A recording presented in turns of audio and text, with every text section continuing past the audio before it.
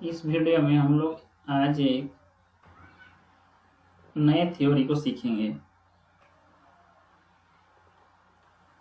ठीक है, देखिए पहले कोई भी क्वेश्चन मैथ का किसी भी क्वेश्चन को बनाने से पहले उससे संबंधित थ्योरी को समझना बहुत ही आवश्यक होता है। अगर आप उससे संबंधित थ्योरी को अच्छा से समझ लेते हैं तो आपको उससे रिलेटेड जो भी प्रॉब्लम रहता है वो बनाने में कोई परेशानी नहीं होता है और आप खुद से क्या कर सकते हैं, उसको समझ के बना सकते हैं। तो सबसे पहले देखिए यहाँ पर जब हम लोग पिछले वाला वीडियो में एक्सरसाइज का जो क्वेश्चन था उसमें 7 नंबर क्वेश्चन हम लोग कंप्लीट कर चुके थे। अब जैसे ही हम लोग 8 नंबर क्वेश्चन में आते हैं, एक नया थ्योरी स्टार्ट होता है, तो उस थ्योरी को हम लोग पहले समझते हैं, फिर हम लोग क्या करेंगे 8 नंबर क्वेश्चन को स्टार्ट करेंगे। ठीक है, देखिए हमने क्या कर लिया, यहाँ पर एक यूनिट रेडियस का एक सर्किल ड्रॉ कर लिया, इसको ओरिजिन को सेंटर मान लिया। ठीक है, यानी सबसे पहले हमने एक्स एक्सिस और वाई एक्सिस ड्रॉ किया। ये वाला एक्स एक्सिस है, एक्स डैश इसका नाम है और इसका नाम वाई डैश है। क्लियर है, और ये दोनों आपस में जिस बिंदु पर कटता है उसको हम लोग जानते हैं ओरिजिन के नाम से जानते हैं हम लोग। ठीक, अब देखिए ये ओरिजिन हो गया और यहाँ से जो रेडियस है, ठीक है, यानी ओ से इस सर्कल के बाउंड्री तक जाएंगे तो उसका रेडियस होगा 1 यूनिट का। ठीक, अब देखिए ये एक्स एक्सिस और सर्कल आपस में जिस बिंदु पर कटता है, यहाँ पर आपको बिंदु दिख रहा है, उस बिंदु का हम लोग मान रहे हैं एक। ठीक, अब क्या होता है कि हम लोग क्या करते हैं कि ये जो ओ ए रे है, उस ओ ए रे से हम लोग एंटी क्लॉकवाइज डायरेक्शन में थीटा लेंथ तक जाते हैं। ठीक है, यानी इतना लेंथ तक आते हैं, यानी ए से इसका जो लेंथ है वो कितना है, थीटा। ठीक, अब ए वाला बिंदु को हम लोग मान लेते हैं कि वो वाला बिंदु क्या है, बी। जहां तक हम लोग पहुंचे उस बिंदु का नाम हम लोग क्या दे दिए, बी। अब क्या करते हैं, ओ और बी को आपस में क्या करते हैं, हम लोग मिलाते हैं। ठीक, क्योंकि ओ और बी क्या हो जाएगा, फिर से ये रेडियस हो जाएगा, तो ये कितना हो जाएगा, 1 यूनिट का हो जाएगा। ठीक है, और हम लोग यूनिट सर्कल के कॉन्सेप्ट में हमने सीखा था, अगर हम लोग क्या करते हैं कि जो आर्क है उसका लंबाई अगर थीटा होता है तो सेंटर पे कितना रेडियन का कोण बनता है, थीटा रेडियन का कोण बनता है। ये हम लोग पढ़ चुके हैं। ठीक है, अब यानी यहाँ से ये मतलब हो गया कि एंगल ए ओ बी, ठीक है, angle A O B equal to क्या है, थीटा। ठीक है, थीटा रेडियन। ठीक है, हम देखिए जो पॉइंट बी है, इस पॉइंट बी का कुछ ना कुछ कोऑर्डिनेट होगा, उस कोऑर्डिनेट को हम लोग क्या मान लेते हैं, एक्स और वाई। ठीक है, यानी बी का जो पॉइंट है उसमें एक कोऑर्डिनेट एक्स है और दूसरा कोऑर्डिनेट क्या है, वाई। ठीक, और हम लोग क्या कर लिए, मान लिए। अब इससे पहले हम लोग सीख चुके हैं थ्योरी के वीडियो में कि देखिए यहाँ पर एंगल क्या है, थीटा है, तो अगर एक्स और वाई अगर पॉइंट होता है तो वो किसके साथ बराबर होता था, cos theta coma sine theta के साथ बराबर होता था। यानी हम लोग सीखे थे कि x का जो भी वैल्यू होगा वो किसके साथ बराबर होगा, cos थीटा के साथ बराबर होगा। x का जो भी वैल्यू होगा वो किसके साथ बराबर होगा, cos थीटा के साथ बराबर होगा। यानी cos थीटा का जो वैल्यू होगा वो क्या होगा, x होगा। ठीक है, और sin थीटा का जो वैल्यू होगा वो क्या होगा, y होगा। ये हम लोग पिछले वाला वीडियो में सीख चुके थे। ठीक है, अब देखिए यानी हम लोग ये वाला जो कॉन्सेप्ट समझे थे तो हम लोग देखे थे कि x कोऑर्डिनेट जो है वो cos के साथ बराबर होगा और जो पॉइंट है x, वो पॉइंट सेंटर पे कितना डिग्री, कितना रेडियन का कोण बना रहा है। तो यहाँ पर कितना रेडियन का कोण बना रहा है, थीटा, इसलिए cos थीटा बराबर क्या हो गया, x। Same to same sine बराबर क्या हो जाएगा, यहाँ पर एंगल होगा और बराबर क्या होगा, y। लेकिन एंगल क्या होगा, जो पॉइंट y है, यहाँ पर देखिए x और y, वो सेंटर पे कितना रेडियन का कोण बना रहा है, कितना रेडियन का कोण बना रहा है, थीटा, इसलिए साइन थीटा बराबर y। ठीक है, अब अगर मान के चलिए हम लोग और एक सर्कल ड्रॉ कर लेते हैं। ठीक है, हमने क्या किया, एक रफ सर्कल यहाँ पर ड्रॉ कर लिया, वो भी क्या है, यूनिट रेडियस का ही है। अब हम लोग क्या करते हैं, अगर हम लोग यहाँ पर कोई कोऑर्डिनेट ले लेते हैं x, y, ठीक है, और वो सेंटर पे अगर, ठीक है, सेंटर पे अगर फाई एंगल बना रहा है, यानी सबसे पहली बात कि ये बिंदु A से B तक का जो लेंथ है वो फाई का है। ठीक है, तो सेंटर पे कितना डिग्री, कितना रेडियन का कोण बनाएगा, 5 रेडियन का कोण बनाएगा। तो हम लोग इससे हम लोग ये भी कह सकते हैं कि क्या होगा, cos, ठीक है, बराबर होगा cos ऑफ एंगल बराबर होगा किसके साथ, x के साथ। यहाँ पर एंगल क्या है देखिए, तो एंगल यहाँ पर क्या बन रहा है फाई, ठीक है। क्योंकि यहाँ फाई एंगल बन रहा है इसलिए कॉस फाई बराबर होगा किसके साथ, एक्स के साथ। ठीक उसी प्रकार से साइन ऑफ एंगल किसके साथ बराबर होगा, वाई के साथ। साइन ऑफ एंगल क्या है यहाँ पर देखिए, एंगल क्या है फाई, यहाँ पर क्या हो जाएगा sine phi equal to Y. Clear है, यानी सेंटर पे जितना रेडियन का कोण बनाएगा, ठीक है, उसको हमको देखना है। कॉस ऑफ सेंटर पे कोण, यहाँ से हमको समझ में आ गया, कॉस ऑफ सेंटर पे कोण, एंगल एट सेंटर, ठीक है, एंगल एट सेंटर बराबर किसके साथ हो रहा है, एक्स के साथ। और फिर sine of angle at centre वो किसके साथ बराबर हो रहा है, वाई के साथ, सेंटर यानी केंद्र पर, ठीक है। ये दो चीज हमने यहाँ से सीखा। अब इसी का हम लोग क्या करेंगे, यूज करेंगे, ठीक है। ये मेनली दो चीज हम लोग यहाँ समझना था, दो एग्जाम्पल लेके आप लोग हमने यहाँ समझाया। अब देखिए आगे समझते हैं। यहाँ पर एक बात समझिए कि हम लोग जो यहाँ पर पॉइंट ले रहे हैं, शुरू कहाँ से कर रहे हैं, ए से शुरू कर रहे हैं, फाइनल कहाँ पे जा रहे हैं, बी। यानी जो भी हमको लेंथ मेजर करना है वो हमको ए से मेजर करना है, और फाइनल पोजीशन जहाँ पहुंच रहे हैं वहां तक का लेंथ मेजर करना है। यानी ए से शुरू करेंगे और फाइनल, जैसे अभी फाइनल पोजीशन कहाँ लिए थे, बी, यानी ए से लेकर बी तक का लेंथ मेजर किए। ए से लेकर बी तक का लेंथ मेजर करने के बाद अगर हमारा थीटा लेंथ का था तो सेंटर पे कितना रेडियन का कोण बन रहा था, थीटा रेडियन का। यानी ये लेंथ और ये एंगल दोनों क्या होगा, सेम होगा, ठीक है।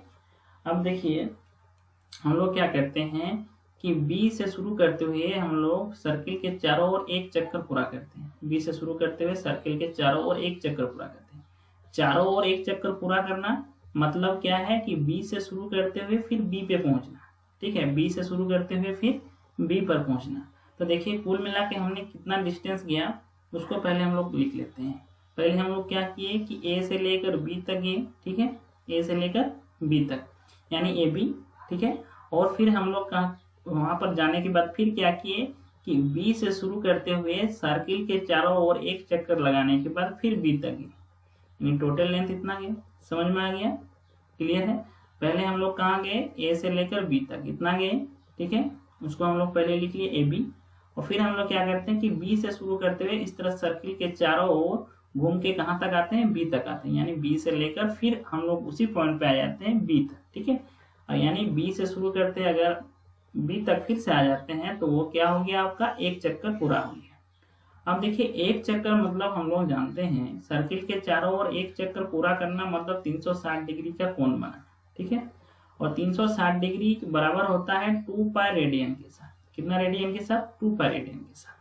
अब देखिए यहाँ पर ए बी का लेंथ यहाँ पर लिखा हुआ है, देखिए ए बी का लेंथ कितना है, थीटा, ठीक है। और फिर प्लस बी से लेकर बी तक का लेंथ कितना हो जाएगा, 360 डिग्री यानी 2 पाई, ठीक है। यानी टोटल लेंथ हम लोग अभी कितना कवर किए, थीटा प्लस 2 पाई, ठीक है। यानी अब लेंथ कितना हो गया, थीटा प्लस 2 पाई एक चक्कर लगाने के बाद, ठीक। तो अगर एक चक्कर लगाने के बाद लेंथ हो गया थीटा प्लस 2 पाई, यानी सेंटर पे कोण कितना हो जाएगा, angle at centre, angle at centre कितना हो जाएगा, थीटा प्लस 2 पाई। समझ में आ गया, centre equal to theta plus 2 pi. अब देखिए यहाँ पर एक बात समझिए कि जब हम लोग बी से शुरू करते हुए फिर बी पर वापस आ जाते हैं तो कोऑर्डिनेट क्या हो गया, एक्स और वाई के साथ। अब देखिए हम लोग क्या किए कि बी से शुरू करते हुए फिर हम लोग सर्किल के चारों ओर एक चक्कर लगाते हैं, पर बी पर वापस आ जाते हैं। तो यहाँ से हम क्या हो गया, एक चक्कर तो पूरा कर लिया लेकिन बी पर वापस आ गया। लेकिन इसका मतलब यह हो गया कि पॉइंट में कोई चेंज नहीं हुआ। पॉइंट अगर एक्स वाई है, पहले तो अगर एक्स वाई था तो अभी भी एक्स वाई ही रहेगा। मतलब अगर जैसे कोई पॉइंट 1/2, ठीक है, और आपका √3/2 है, और फिर एक चक्कर लगाने के बाद वापस उसी जगह पे आ जाते हैं तो x का वैल्यू और y का वैल्यू में कोई चेंजिंग नहीं होगा। यानी यहाँ से हम लोग कह सकते हैं कि एक चक्कर लगाने के बाद वापस b पे आ जाते हैं तो x x ही रहेगा, y y ही रहेगा, इसमें कोई चेंजिंग नहीं होने वाला है। देखिए जस्ट हमने अभी सीखा कि cos of angle at the centre, ठीक है। तो cos of angle at the centre, अभी सेंटर कितना है, थीटा प्लस 2 पाई। देखिए हम लोग लिख रहे हैं cos of angle at the centre, cos लिख रहे हैं, ठीक है, angle at the centre, angle at the centre यहाँ पर देखिए लिखा हुआ है थीटा प्लस 2 पाई, ठीक है। वो किसके साथ बराबर होता है, वो आपका बराबर होता है देखिए एक्स के साथ, ठीक है। तो वो बराबर हो गया किसके साथ, एक्स कोऑर्डिनेट के साथ, एक्स कोऑर्डिनेट यानी एक्स के साथ, ठीक है।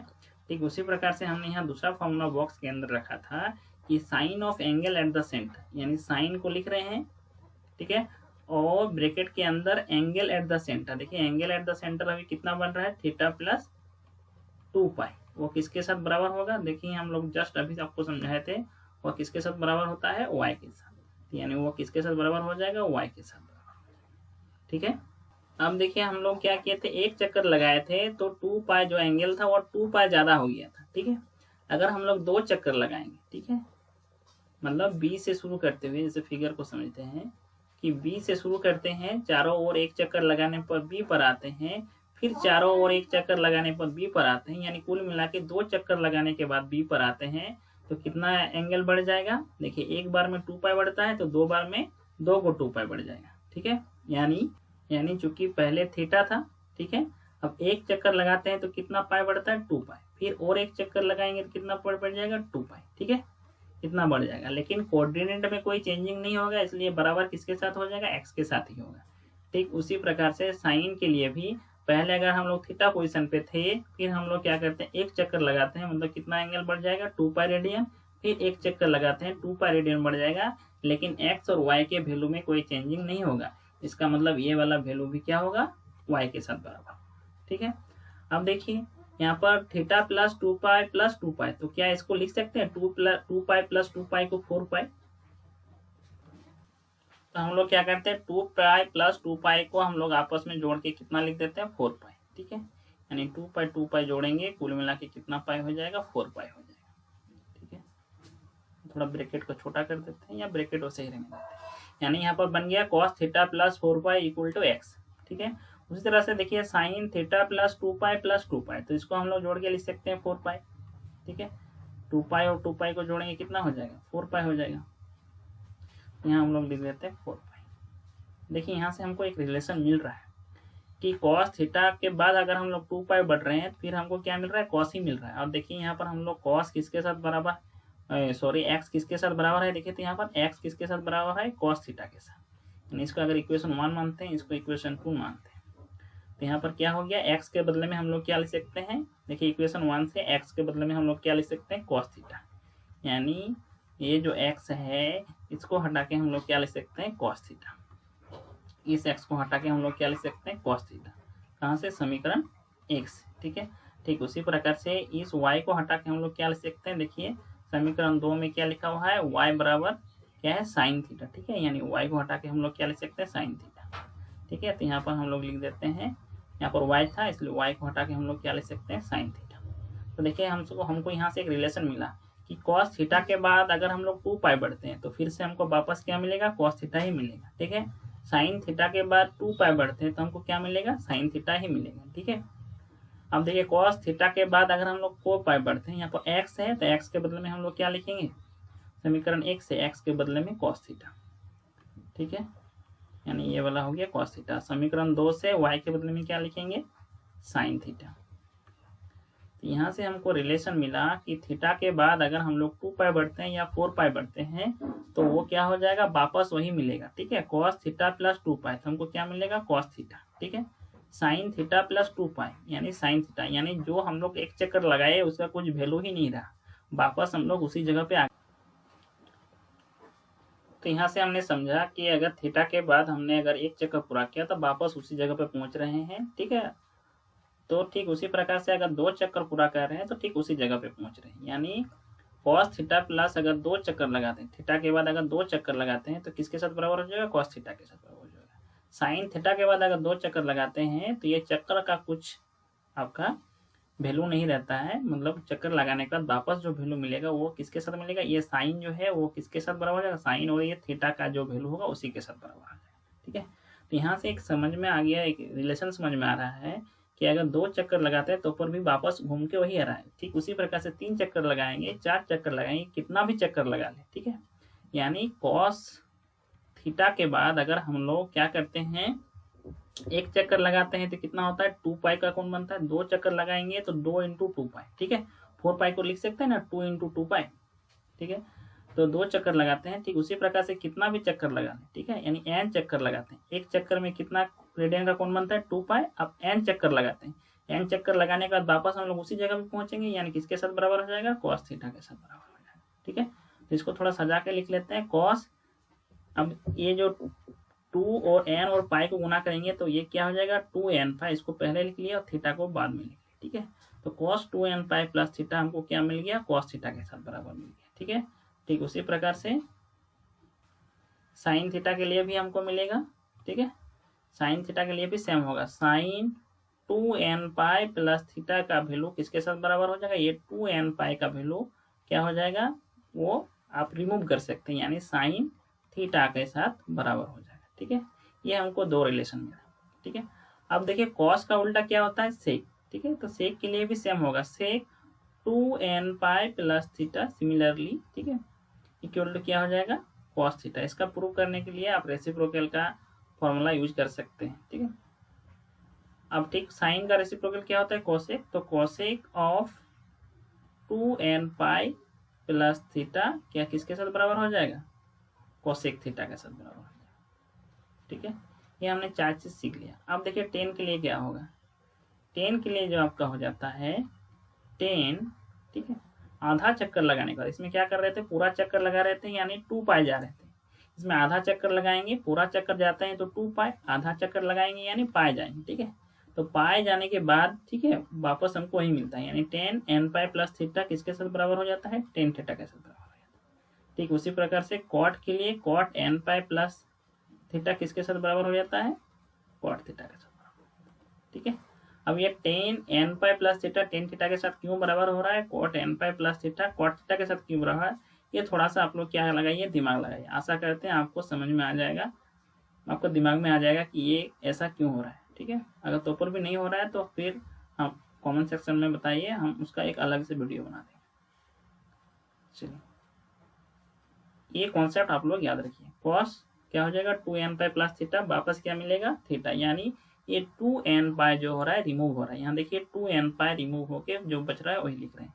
यहाँ पर भी 2n पाई क्या हो जा रहा है, गायब हो जा रहा है। यहाँ 2n पाई गायब हो जा रहा है। ठीक, यहाँ पर टेन के लिए n पाई गायब हो रहा है, क्वाट के लिए n पाई गायब हो रहा है।